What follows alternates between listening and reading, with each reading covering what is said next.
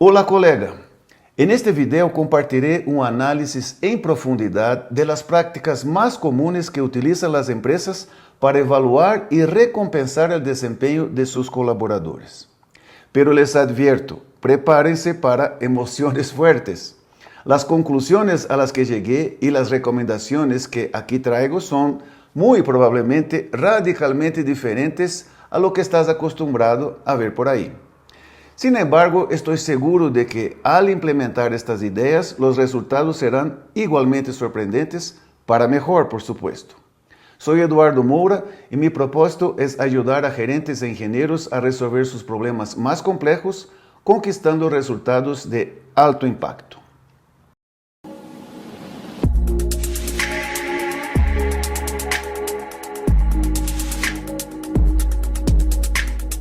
Este análisis surgió durante la implementación de la gestión por procesos en dos de mis clientes cuando llegamos a los procesos de desarrollo de colaboradores.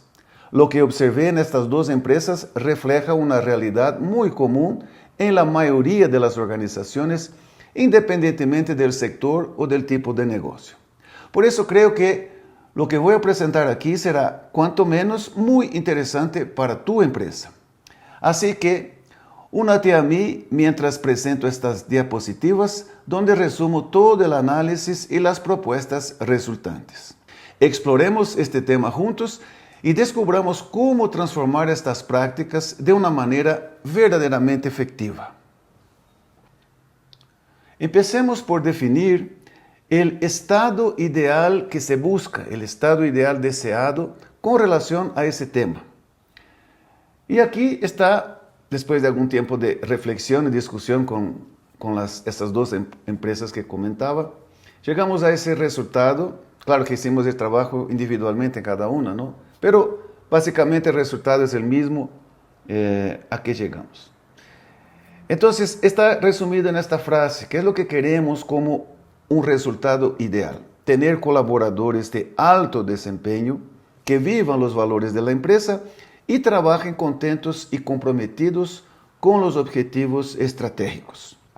Ahora, para que ese resultado se dé, es importante identificar qué condiciones o pilares o factores críticos de éxito debemos asegurar para que se pueda lograr ese resultado. Y aquí está, también después de discusión y consenso, la lista de condiciones necesarias. Una de esas que vamos a ver aquí, si falta, no podemos llegar a ese resultado ideal.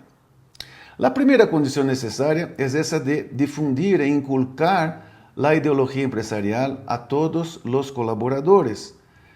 Y eso requiere un trabajo importante, consistente, de realmente hacer que las personas de la organización asimilen, incorporen como sus valores personales los valores y principios de la organización. Ahora, para que eso se dé, no basta lindas declaraciones, ¿no? Las cosas ahí muy estéticas publicadas en pantallas y en posts.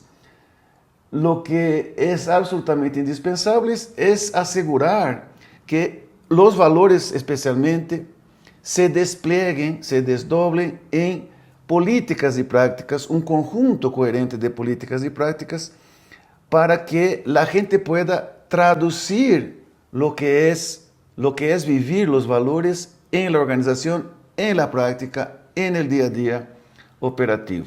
Y eso entonces es esa condición, asegurar políticas y prácticas coherentes con los valores de la empresa en todos los aspectos del negocio. Tercera condición necesaria, estimular el trabajo en equipo centrado en la satisfacción del cliente. Es necesario esta alineación de esfuerzos, de actividades, de creación de valor hacia los clientes finales, ¿no? a que la empresa está sirviendo. Y eso requiere, obviamente, trabajar en equipo. Otra condición necesaria, desarrollar las competencias profesionales de los colaboradores de acuerdo con las necesidades de la operación. Eso requiere el conocimiento específico del negocio, pero también conocimiento de metodologías que ayuden a las personas a aplicar con mayor eficacia su conocimiento del negocio. Quinta condición necesaria, reconocer las contribuciones de equipos e individuos en el logro de resultados extraordinarios. Y aquí es importante la palabra reconocimiento, no necesariamente remuneración financiera, pero sí tener bien diseñado un abanico de formas, rituales de reconocimiento de la contribución del personal. No solo de individuos, como es típico, sino como también de equipos, ¿no? Tener este balance entre reconocimiento de equipos e individuos es necesario para el resultado ideal. Ahora, para proseguir en el análisis, yo apliqué, como ya en tantas otras situaciones, el método Thinking Process, el proceso de pensamiento sistémico y raciocinio lógico de la teoría de las restricciones. Un método, como ya hablé en otros videos del canal, un método extremadamente poderoso para analizar situaciones complejas a partir de un punto de vista global, un punto de vista sistémico. Ok, entonces, este método lo que hace es responder, guiarnos en la respuesta de las 4 preguntas fundamentales del cambio, que son: ¿por qué cambiar? ¿Qué cambiar? ¿Qué dirección debemos dar al cambio? Y finalmente, ¿cómo causar el cambio? Entonces, ese thinking process nos va guiando para responder eso, porque al final, si queremos mejorar lo que estamos haciendo, es necesario cambiar las prácticas actuales en alguno o en uno o más aspectos, ¿no? Entonces pasa por responder en ese orden a esas preguntas. La primera pregunta, lo que vamos a hacer ahora, es comparar el estado ideal con la realidad que se vive y ver cuáles son las discrepancias, cuáles son lo que llamamos los efectos indeseables que nos desvían de asegurar una condición necesaria o de cumplir la misión, el resultado final ideal que estamos buscando. Ok, entonces vamos a entrar en detalles más adelante. Ya he resumido todo el análisis que hice, ¿no? Aplicando el Thinking Process. La segunda pregunta es qué cambiar. Entonces debemos identificar por detrás de esos efectos indeseables cuál es el problema central o problemas de fondo que determinan, a través de una secuencia de causa y efecto, todos los efectos indeseables. Y finalmente, proponer soluciones, cómo eliminar esos problemas centrales, qué dirección debemos dar al cambio. Aquí es muy importante, ya desde la etapa 2, identificar qué es lo que está por detrás de los paradigmas vigentes, qué es lo que está por detrás del problema central, cuáles son las premisas de fondo, ¿no? Porque si no cambiamos la mentalidad vigente en ciertos aspectos críticos, el cambio no se produce, no se da.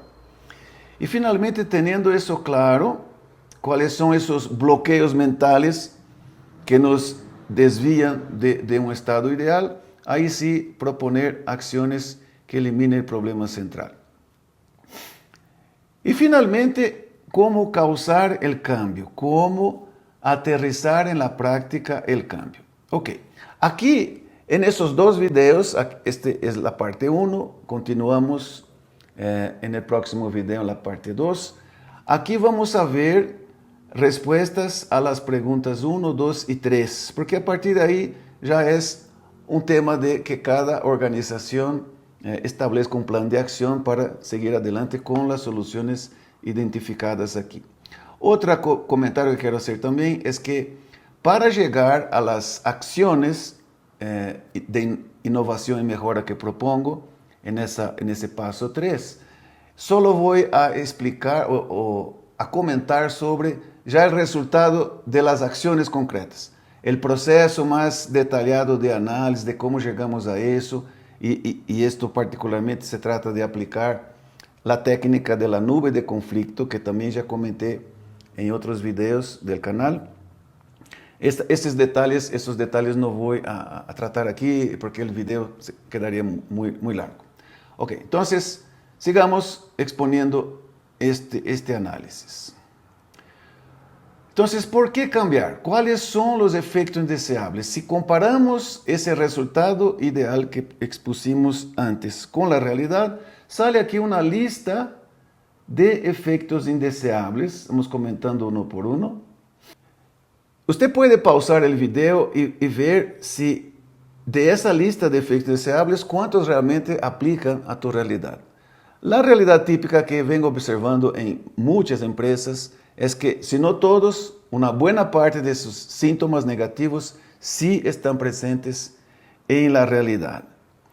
Ok, tal vez aquí comentar sobre alguno que amerite alguna aclaración, ¿ya?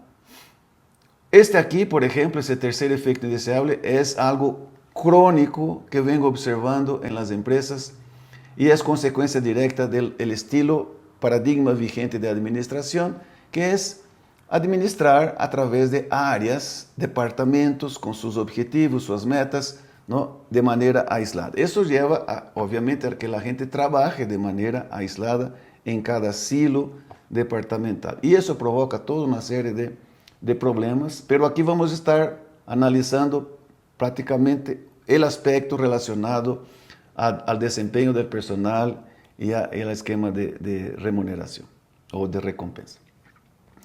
Otro, estamos produciendo mercenarios. También amerita un poquito de comentario, porque típicamente lo que se hace es pagar una remuneración variable de acuerdo a la conquista de números, de cuotas numéricas, objetivos numéricos específicos para cada persona, objetivos individuales, y de ahí se aplica, por algún criterio, una parte del sueldo final mensual que es variable.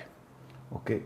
Eso, claro, va condicionando el comportamiento de las personas a moverse a través de ponerle dinero en el bolsillo, por el hecho de hacer bien el trabajo, de lograr un objetivo, etc. O sea, estamos produciendo mercenarios que no se mueven a menos que les paguemos, ¿no? ese adicional por hacer el trabajo que debe hacer. Entonces, la definición de mercenario es algo que hace, no por amor a la causa necesariamente, pero sí por lo que va a ganar. Aquí vamos a ver, comentar más sobre eso, de esa inseguridad, cuando expliquemos ya cómo esos diversos efectos indeseables se interactúan, ¿ya? Entonces, creo que de esa lista es lo que quiero comentar. Muy bien, pero recomiendo, pause el video, vea cuántos de esos efectos indeseables realmente están presentes en la realidad de tu empresa. Ok, ahora vamos a la segunda pregunta. Vamos a hacer un ejercicio de pensamiento sistémico, ¿no? Para llegar a identificar cuál es el problema central o pocos problemas centrales que están por detrás de los efectos indeseables. Partiendo del principio de ese método Thinking Process, de que todos esos síntomas no son cosas aisladas, aleatorias, sino que son resultado de un mismo sistema de causas y por lo tanto debe haber esa convergencia hacia pocos factores, tal vez uno solo problema central. Ok, eso es lo que está aquí ya, después de todo el ejercicio de levantar, ¿no?, los efectos deseables y hacer la discusión de cómo exactamente interactúan, ¿no?, a partir de los problemas centrales. Aquí está ya el análisis realizado en esa forma de presentar ese diagrama lógico, que es el árbol de la realidad actual, ¿no?, esta técnica del Thinking Process. Entonces, aquí yo voy a leer formalmente este diagrama lógico y vamos entendiendo la dinámica que produce los efectos indeseables. Los efectos indeseables están en ese diagrama, aquí en ese color tomate, y lo demás son relaciones de causa y efecto, y apuntando la identificación de esos dos problemas centrales. Ese es el mérito de ese diagrama árbol de la realidad actual, a través de un pensamiento lógico, explicitar e identificar los factores de fondo, en este caso, dos problemas centrales. Ok, entonces acompáñenme en la lectura más detallada de este diagrama. Aquí empezamos por ese problema central número 1, declarado de la siguiente manera. Nuestro estilo de administración está basado en la predefinición y seguimiento de metas numéricas de corto plazo asignadas a las áreas de la empresa y luego a los individuos en cada área. Eso es muy común con el llamado Balance Scorecard, también especialmente en el área comercial, con los presupuestos y cumplimiento de las ventas individuales, de la fuerza de ventas, etcétera, etcétera. Bueno, entonces, eso es algo que estamos viendo aquí como un problema central. Ahora, vea el desdoblamiento que viene de esa práctica tan común.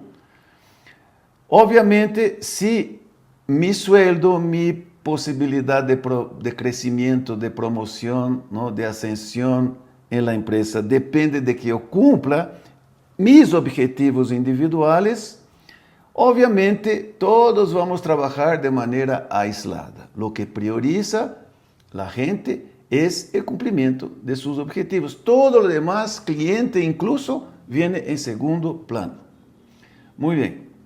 Otra consecuencia directa es que los objetivos de largo plazo, incluyendo el desarrollo del personal, queda en segundo plano, ¿no? Las cosas se van quedando porque la prioridad máxima es el cumplimiento del presupuesto, el cumplimiento de las metas individuales, de los objetivos SMART. Si trabajamos de manera aislada, entonces la comunicación, colaboración y trabajo en equipo entre áreas e individuos es crónicamente deficiente. Consecuencia directa y recta de trabajar de manera aislada.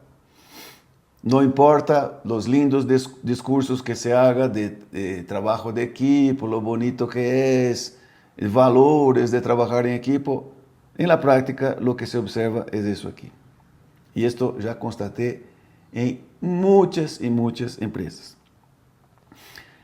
De ese otro lado, si los objetivos de largo plazo, incluyendo el desarrollo del personal, quedan en segundo plano, entonces tenemos importantes brechas por cumplir en muchos colaboradores. El desarrollo técnico del profesional, el desarrollo de sus comportamientos, sus actitudes, de vivir la filosofía de la empresa, se va quedando, después vemos esto, después vemos, y siempre, ¿no?, va quedando para después, porque lo que impera es el corto plazo, el cumplimiento de esas metas de corto plazo. Veamos aquí de este otro lado, un otro problema central que también se va propagando en una cadena de causa-efecto. Practicamos un esquema de remuneración variable atado al cumplimiento de metas numéricas individuales con un sueldo fijo bajo. Muy típico, casi que un estándar en la industria. Ok, si esto pasa, ¿no?, si practicamos el esquema de remuneración variable, y si los resultados de ventas involucran muchas otras variables e incertidumbres que no dependen del esfuerzo individual del colaborador, eso es un hecho de la realidad, basta pensar un poquito más. Entonces, si esto, ¿qué es lo que pasa? Muchos colaboradores trabajan inseguros de que su sueldo mensual, fijo más variable, alcanzará para sus necesidades. Otra consecuencia directa aquí, ¿no?, de ese lado del problema central. Si practicamos un esquema de remuneración variable atado al cumplimiento de metas numéricas individuales con un sueldo fijo bajo, entonces los colaboradores pasan a priorizar el cumplimiento de su meta mensual en detrimento del trabajo de equipo y de dar al cliente el mejor servicio. Consecuencia lógica, ¿no?, natural. Y también otra consecuencia es que inducimos a través de esa práctica, como ya comentaba, inducimos a las personas a esperar recompensa monetaria adicional por tan solo realizar su trabajo. Y esto es lo que va a culminar aquí con la generación, la creación de mercenarios en el ambiente del trabajo. Ahora, aquí prosiguiendo hacia arriba. Si los colaboradores pasan a priorizar el cumplimiento de su meta mensual en detrimento del trabajo en equipo y de dar al cliente mejor servicio, entonces, con cierta frecuencia, los vendedores, ahora refiriéndose a la fuerza comercial, los vendedores retienen pedidos para el próximo mes si es que ya cumplieron el presupuesto. Entonces, sabiamente van dejando los pedidos para atender en el próximo mes, para que cuente en su meta del próximo mes. Y otra consecuencia también es con cierta frecuencia, si aún no logra el resultado mensual, los vendedores empujan ventas a los clientes a fin de cumplir el presupuesto del mes, no importando si realmente el cliente necesita en ese momento, ¿no?, de este servicio, de esos productos, etc. Siguiendo aquí de este otro lado, tenemos: si la comunicación, colaboración y trabajo en equipo entre áreas e individuos es crónicamente deficiente y si tenemos importantes brechas por cumplir en muchos colaboradores y si muchos colaboradores trabajan inseguros de que su sueldo alcanzará para sus necesidades, entonces, consecuencias, tenemos muchos colaboradores insatisfechos. Si tenemos muchos colaboradores insatisfechos y si la comunicación y trabajo en equipo entre áreas e individuos es crónicamente deficiente y si estamos produciendo mercenarios, entonces la eficiencia operacional no es óptima. Y finalmente aquí, si la eficiencia operacional no es óptima y si con cierta frecuencia los vendedores retienen pedidos para el próximo mes, si ya cumplieron el presupuesto, o si con cierta frecuencia los vendedores empujan venta a los clientes a fin de cumplir el presupuesto del mes, entonces el servicio al cliente no es excelente. Y aquí llegamos a ese conjunto de efectos indeseables, con su secuencia de causa-efecto, pero todo nace a partir de dos problemas centrales entonces. Ahora, sigamos con la tercera parte. ¿Cómo tratar esos efectos indeseables? ¿Qué dirección debemos dar al cambio? ¿Ok? Y aquí lo primerito que hay que hacer es cuestionar las premisas básicas, el mindset que sostiene los problemas centrales. Esto es muy importante. No se trata de comprar un software, no se trata de buscar una solución, como Deming decía, pudim instantáneo, una solución plug and play. No se trata de hacer un pequeño ajuste, sino de reflexionar profundamente en cuáles son los principios, las premisas de fondo que guían nuestras decisiones como gestores. O sea, queremos ahora entender por qué pasan esos dos problemas de fondo.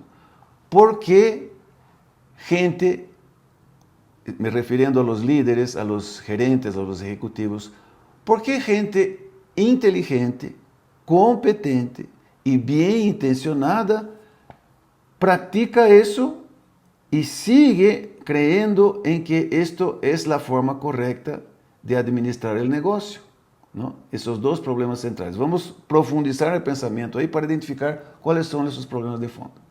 Y aquí cabe esta inteligente frase de Albert Einstein: no podemos resolver nuestros problemas con el mismo pensamiento que usamos cuando los creamos. Entonces, eso es reconocer que todo cambio importante, especialmente en las organizaciones, requiere un cambio de mindset, un cambio de mentalidad. Y eso es justo lo que vamos a ver aquí. ¿Cuál es el mindset que está por detrás? ¿Cuáles son los paradigmas que están por detrás de los problemas centrales? Ok, ¿por qué hacer esto? ¿Por qué buscar, identificar esos paradigmas, esas premisas de fondo? Porque esto es muy poderoso. La forma como pensamos guía los resultados que obtenemos. Entonces, aquí muestro esa secuencia, ¿ya?, para que tengamos en cuenta. Ok, partimos de ciertas premisas de fondo, cosas que creemos o que damos por asentado que son válidas, muchas veces sin cuestionamiento más profundo. En un ambiente empresarial, esas creencias, esas premisas de fondo se desdoblan en políticas, ¿no?, formales o informales, lo que a su vez es base para saber si estamos cumpliendo esas políticas, las métricas, las mediciones, los indicadores de desempeño de la organización. Y ya que esos resultados, esos indicadores son resultados de acciones concretas de personas, esto va condicionando, moldeando los comportamientos, las acciones, los resultados que se logran. Y esto entonces va a culminar a lo largo del tiempo, esas experiencias, esos comportamientos, ¿no? Va se consolidando a lo largo del tiempo como una cultura organizacional. Es por eso que dentro del mismo país, con la misma cultura nacional, ¿no?, del país, encontramos microcosmos de culturas prácticamente en cada empresa, porque cada empresa tiene desde los fundadores, los que lideran, gestionan la empresa, están basando todo esto, ese despliegue, ¿no?, en premisas de fondo. Ok. Regresemos aquí a nuestro análisis para ver cuáles son entonces estas premisas que están por detrás de los problemas centrales.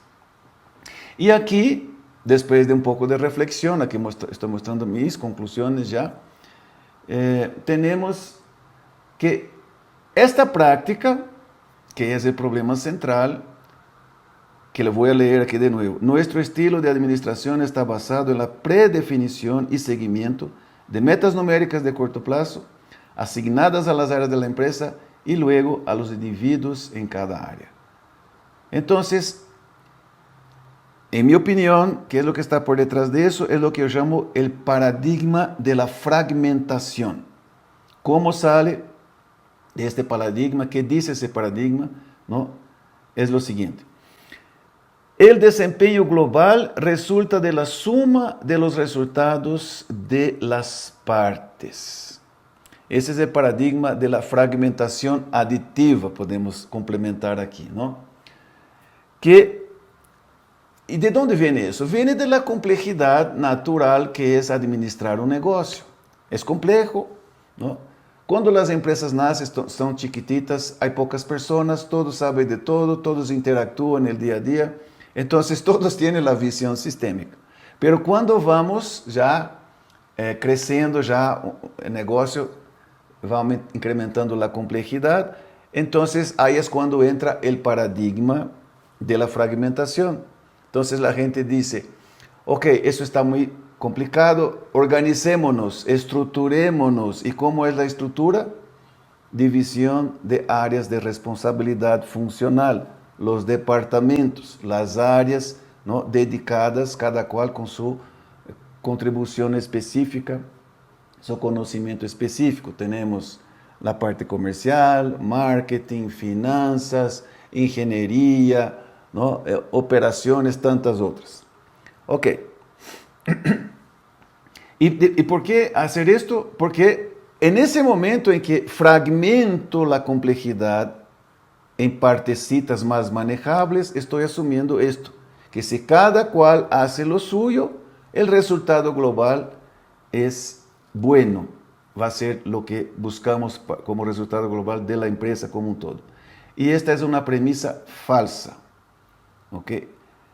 El resultado final de cualquier sistema, la teoría del sistema confirma eso, no es la optimización de las partes, no. Los óptimos locales de subsistemas no resulta en la optimización del sistema. Al contrario, si cada parte hace su máximo de desempeño, el resultado seguro es la suboptimización del desempeño. Bueno, aquí cabería mucho más discusión. Eso es lo que Goldratt enseña con la teoría de las restricciones, ¿ok? Pero es algo falso.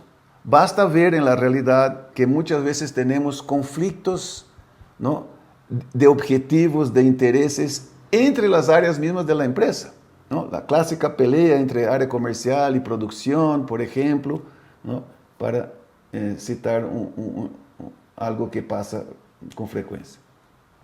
Ok, entonces eso es falso.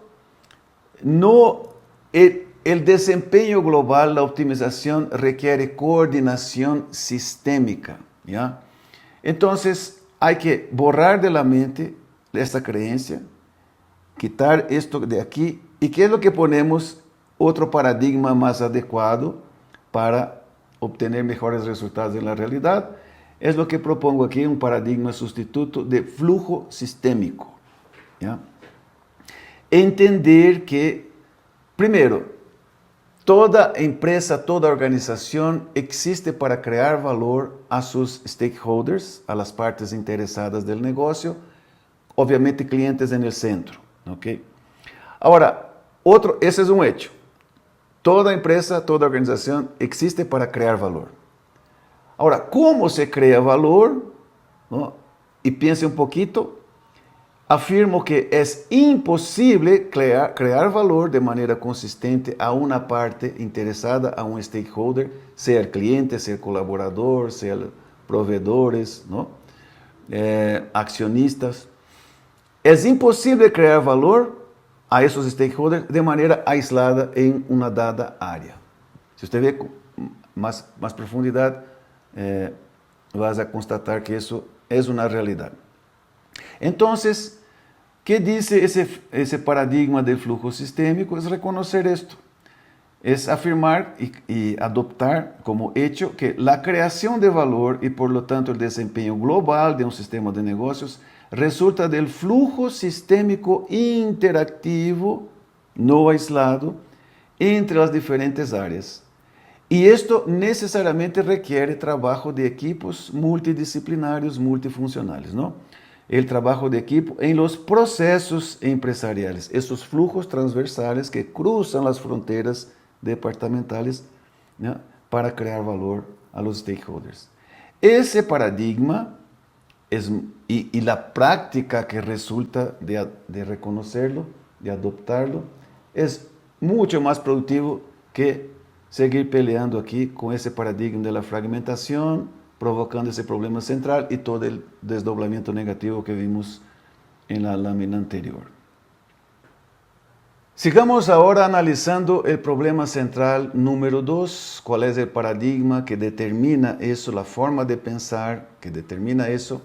Ese problema es, practicamos un esquema de remuneración variable atado al cumplimiento de metas numéricas individuales con un sueldo fijo bajo. Es lo que yo llamo el camino del estómago, como ya comentaba en otro video del canal.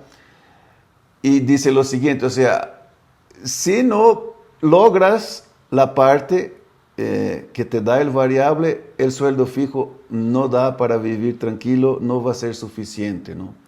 Entonces, esa es la idea de utilizar un motivador extrínseco para provocar el comportamiento de la gente hacia el logro de esos resultados. Muy bien. ¿Cuál es el paradigma? De nuevo, ¿cómo es que gente inteligente, competente y bien intencionada hace eso y cree que esto es lo que hay que hacer?